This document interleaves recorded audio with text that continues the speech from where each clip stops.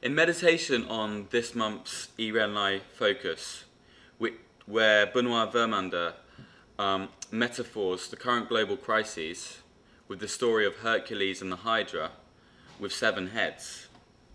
One concept which I thought attacked several of the Hydra's heads at the same time was that of gleaning.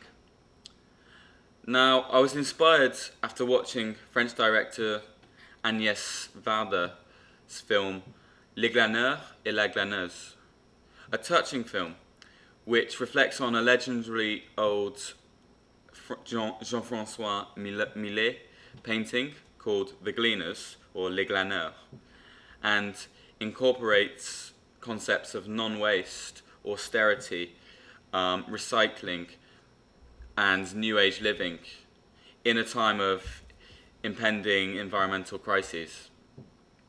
Now, in the film, Agnes goes around interviewing people of alternative lifestyles, and these can be out of necessity, the economic situation they're in, or choice.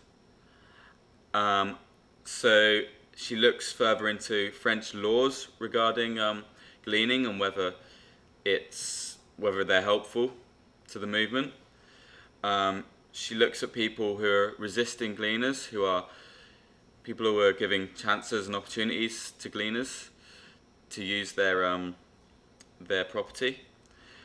People who are using gleaning for art, or making art out of recycling or rubbish or trash. And she even tries herself to incorporate aspects of gleaning into her own lifestyle and essentially to become a gleaner. In the film, Agnes briefly focuses on one guy, Alain, who's an urban glaneur, who chose this way of living despite having a master's in biology. Furthermore, he incorporates this gleaning into his general larger lifestyle, where he does other things, like he lives in a refuge and he teaches French to the immigrants there. Gleaning for reasons of short or long-term poverty, as indeed many do, is just as credible as gleaning out of principle, as people with more opportunity might be inclined to do. So from this point onwards, at Irenlai, we'll be doing a series on different manifestations of a gleaning nature in Taiwan and Asia. From gleaning in its most pure form, such as recently a farm in Pingdong in the south of Taiwan allowed neighbouring villagers and neighbours to glean after its harvest because of the falling prices making it worthless to sell on. So you've got acts of charity like this, which is a more traditional form of gleaning.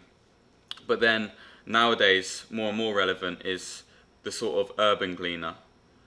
The urban gleaners who perhaps are the Shihuang in Taiwan, which is the collectors of bottles, recyclers of any sort of rubbish left around the parks.